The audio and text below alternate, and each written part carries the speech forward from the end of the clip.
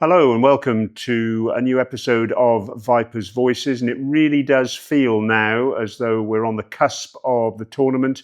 We're here at the team's base at the JA Resort in Jebel Ali. And I'm delighted to say that I've got alongside me the Director of Cricket for the Desert Vipers, Tom Moody. Tom, welcome back. Season 4. It's exciting times, isn't it? Always is at the start of a season with players coming in, kit being handed out, stories being told, new faces as well. You must be buzzing. Absolutely. I think at any tournament right at the beginning, there's that sort of build up of expectation of, what may happen over the next 4 weeks or so. And we've managed to, during this journey so far, we've managed to, have a lot of stability around this group. Firstly, you mentioned the JA Resort here. We've been regular here, so it's nearly like coming home. I was speaking to a couple of players just this morning, and they, walked through having just come from the airport, and they said, "Oh, this is familiar. This is just like home." So I think that's a really important first step towards making people feel comfortable in their environment. There's a lot of familiarity with regards to stability in staff, both in coaching staff, but also management staff. So it seems like a pretty seamless transition. Well, you've had to make some difficult decisions, Tom, because after season 3, there was the impending auction of players to be retained, players to be released. Those were the decisions you had to make. What was the rationale behind those decisions? It was always a tricky one because we had planned for pretty much what happened in the first 3 seasons when it come to retention. It was a bit of a free for all, really. It was a case of recruiting players, or retaining, I should say, players that we're familiar with, and we wanted to continue that relationship. Plus, there was the option of recruiting outside, which is how it had played out in the first 3 seasons. This time round, it was quite a late call from the league to suddenly change the dynamics around retention. There was restrictions on the numbers of players that you could retain, plus also the dynamic of an auction, which can be quite thrilling, and unpredictable. And we saw a couple of players not so much associated with us, but other teams that sort of were having their big payday at an auction, which can happen. So when it comes to retention, we try to retain as many of the players as possible, and also we feel very happy with our auction and how that went, and the players we managed to secure out of there. Well, some of the players you released have popped up at other franchises. There's Alex Hales and Shafane Rutherford at the Abu Dhabi Knight Riders. Nathan Souters popped up at Sharjah Warriors. That's just 3 examples. Mm. Are you worried players like that could come back and bite you? Or is it a case of having had them on your team, you now know their plans, so perhaps you feel more confident you can counter them? Oh, look, we're obviously disappointed to not retain all our players. They're players that have been part of our story so far here in the ILT20 with Desert Vipers. But at the end of the day, when you have a cap on the number of players that you can retain, and also we need to take into consideration, there's a couple of examples where players didn't have full availability. So that's another thing that we've tried to do, is have that continuity of players that will be available from the start to finish. And there are other players in that auction dynamic that sort of went beyond what we had budgeted for. And that's the whole thing around the discipline of auctions, is that it's all well and good, going in there and saying I want player A, B, and C, but at the end of the day, there might be 5 other teams thinking the same thing. So therefore, the player that, whether he's been associated with you before or not, suddenly attracts a lot of interest. And Nathan Souter is a good example of that.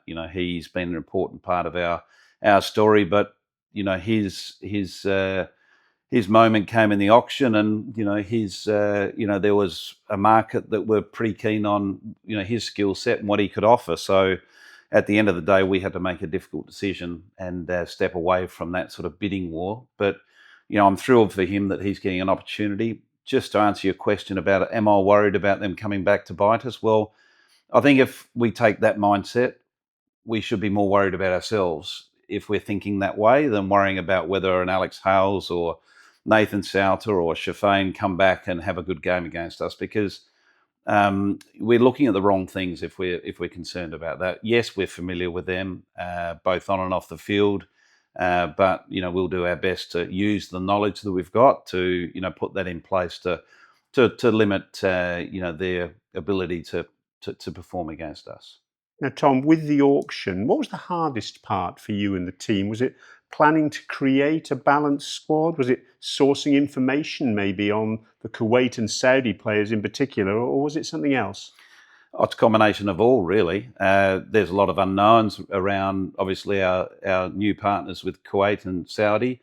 And it's making sure that we do the necessary homework there to make sure we get the skill set that we're looking for.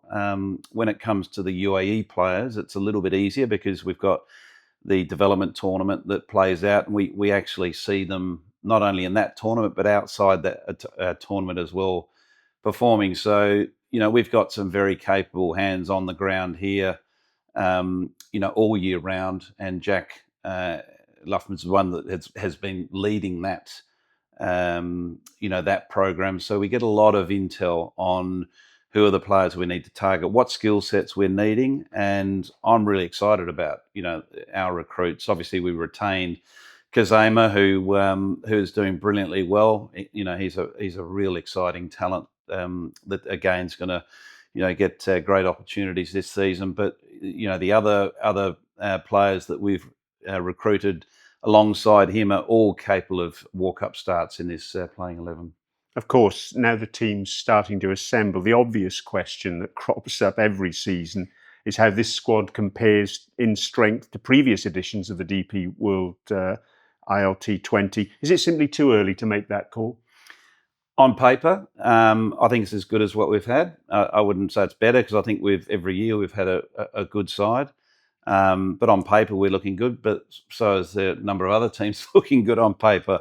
So tournaments aren't won on paper, as we know. So it's really up to us as a management group and playing group to gel as quickly as possible. To create an environment where players feel that one, they belong, but two, they feel that they can express themselves without fear of judgment. And that's one of the big keys in franchise cricket, in my view. You hear all this cliche conversations around playing fearlessly and terms of similar nature, but at the end of the day, you can only do that if you've got the right environment, and that is our number one priority, is creating that environment where players feel that not only they're growing, whether they're playing or not playing in this environment, but they're also they're also enjoying the experience of playing in this Desert Vipers outfit.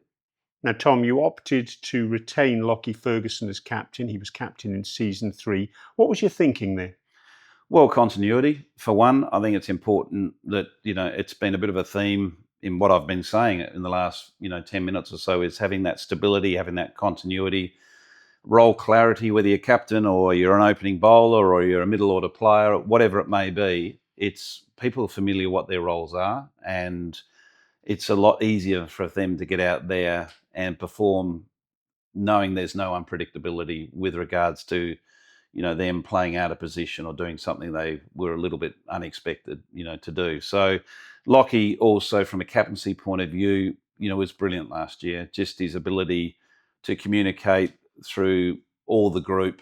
And you've got a different variety of experiences that come together, a different variety of cultures that are coming together.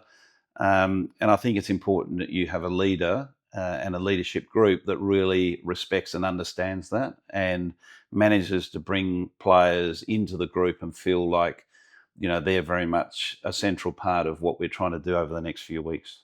Now, personally, Tom, you must be delighted to see Sam Curran back in the England white ball squads. He's a player you've had a lot to do with over the years. He's played with you at the Oval Invincibles in 3 title-winning seasons. You brought him here to the Vipers. He responded with the player of the tournament performance last season. You must be thrilled.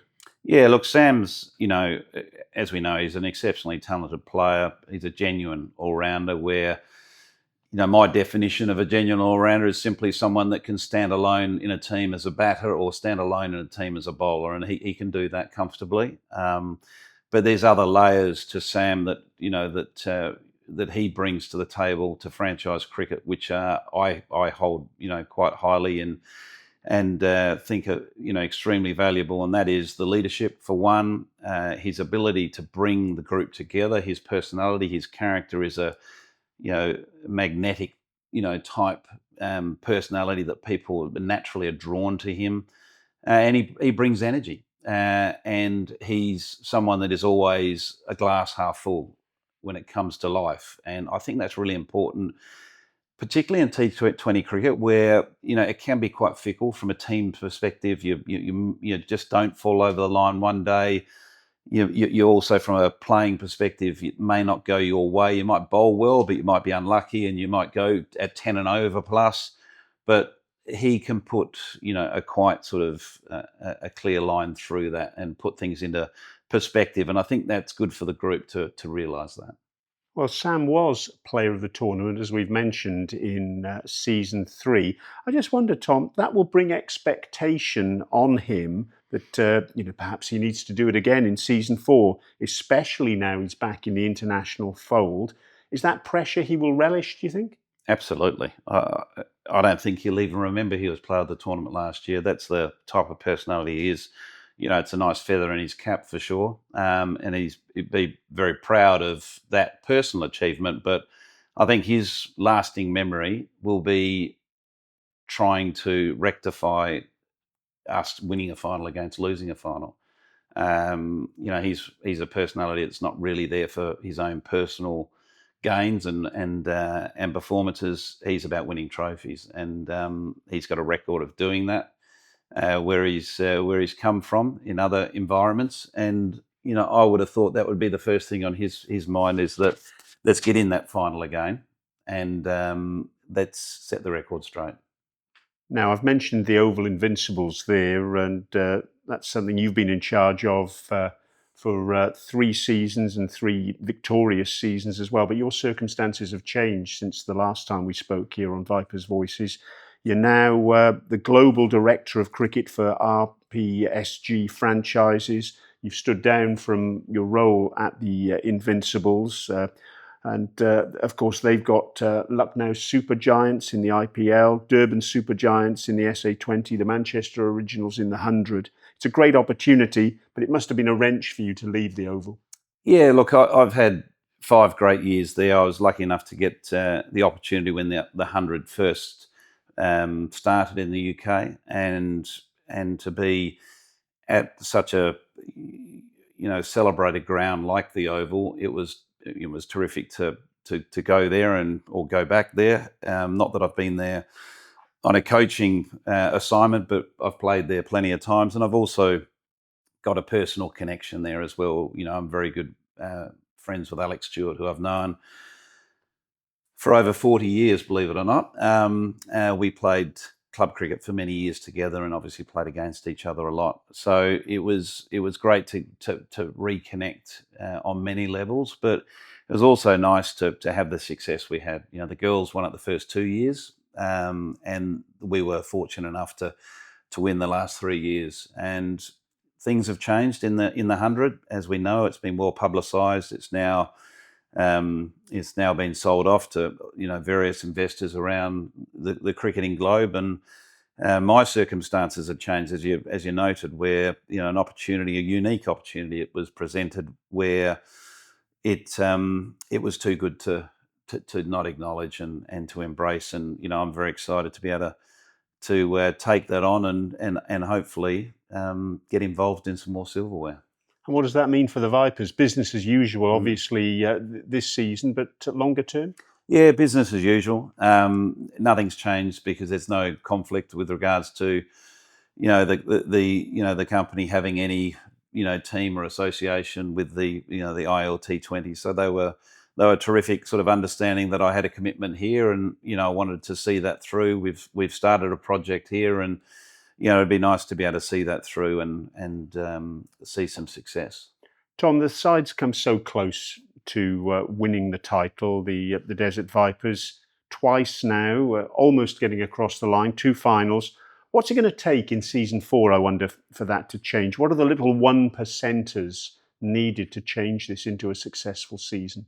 I think the first 1% or more is not overthink it.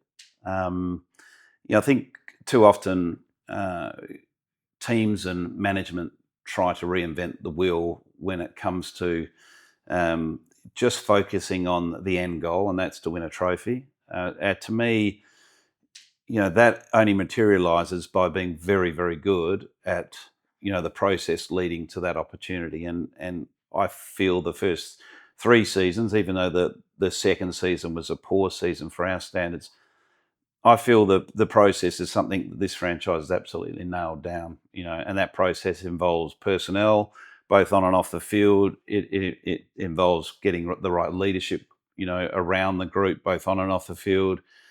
And it also involves creating that environment I was talking about, that sort of cultural environment where, you know, players from all walks of life, from different societies can come into and they feel welcome. And if you nail those things, you're well prepared. You're well prepared professionally with regards to your research on your opposition, the brand of cricket you're wanting to bring to the table, and your ability to adapt that brand according to situations and conditions. I think is absolutely vital. So I don't think there's a lot we need to change. We need to keep doing a lot of what we're doing, and double down on that, and just continue to, with particularly new players, just make them feel as welcome as possible, and hopefully they can impact the group early. Well, the first match of the tournament is the Vipers against the Dubai Capitals in a repeat of last season's thrilling final. How long did it take you, I wonder, to get over that loss? Or are you someone who can put things in the rear view mirror quite quickly and move on? Oh, look, it always stings. There's no question about that. But I think, I've learned over my professional life, both as a player and now in the coaching and the various directors roles that I've played, is that you can't dwell too much in the past, because that really affects the next step that you take in life. And that step has to be a positive step. That has to be a step where you're absolutely razor focused to win the next contest. And if you're dwelling on too many negatives, you find yourself caught in a bit of a spiral, and it's not a healthy place to be, particularly when every competition or every innings or whatever the case may be is that new opportunity to to chart a new positive direction in what you're doing, whether it be from a personal point of view or a team. Well, for the players and management who were here last term for that final loss, is this first match about revenge, or can you separate yourselves from that emotion and simply focus on the job in hand, which is 2 points at the end of the day? I think it'd be a massive mistake if we consider it as revenge, because again, we're focusing on the wrong thing. They're going to have a side that's quite different, and I know there's a little bit of rivalry between these two teams, and I quite like that. That's a separate thing. But the reality is that if we're focusing too much on controlling things that aren't in our control, we'll fall over before we even take our first step. So I think it's more about it's getting off to a positive start with our campaign, making sure that we understand exactly how we want to be playing our cricket, and measuring ourselves more on that than outcome. This is what we're trying to do. Are we achieving this style of cricket? Have we got the balance right? And make our judgment on those things against who's winning and losing the game. How important, though, Tom, is it to win that first match? The team won the opening match in seasons 1 and season 3 and went on to reach the final in both of those editions, lost the first match it played in season 2 and didn't make the playoffs. Is a season success really dependent on starting well? I think in a lot of franchise tournaments, momentum is a word that's used a lot, and that's basically what you're talking about there, is getting early momentum, which gives you early confidence, and in a way it's creates that sort of false floor of security for any environment, both players and for staff. But again, I would hate to think that is something that we're relying on. as an organisation to gauge whether we're going to be successful or not. Because I've also been involved in a number of tournaments where teams have lost the first 3 games in a row. I remember one season, Chennai Super Kings in the IPL. I think they lost more than 3 in a row to begin with, but they came from absolutely nowhere, bottom of the table, to win the tournament. So again, that can only be done if you are balanced in the way you view success and failure. And we all want to win every single game. There's no question of that. But we all know the reality of sport. That's not possible. Particularly in a 2-horse race, it becomes very, very tricky. But I think if you double down on what's important to you as a franchise and, how you want to go about your business, that success will come. But do I want to win the first game? Of course I do. Well, Tom, I noticed this season there's been a decision not to have a warm-up game ahead of the first match, a break from what the side's done in the past. Is that simply because of the difficulty of getting a team on the park due to late arrivals, a preference for getting the squad together for meaningful and lengthy practice, perhaps? Or is there some other reason behind the decision, I wonder? It's the clash of fixtures leading into the tournament. We know there's a T10 tournament that's going where a lot of players from a lot of the teams are connected to that. So in a way, a lot of our players are getting that exposure in the middle, and that's what practice games are all about, is trying to create an environment where players can play under pressure in match conditions. So because of that, we're a little bit compromised with regards to the players that would be available for that warm-up match and the meaningfulness of that match. There's nothing worse than having a warm-up match that becomes nearly like a benefit match or a charity match. It has to be played at the intensity and focus that you'd expect in a proper match in any starting tournament. And we feel that we could invest that time on a one-to-one basis with key people leading into the start of the tournament against worrying about the collective. What about, Tom, the fact that you're playing the first match of the season this time around? There's positives and negatives to that, I guess. Yeah. Oh, look, I'd rather get into the tournament. And again, sort of waiting and watching 2 or 3 other teams, get their first game away, and you're waiting, patiently for your opportunity. I think that the sooner you can get up and running, the better.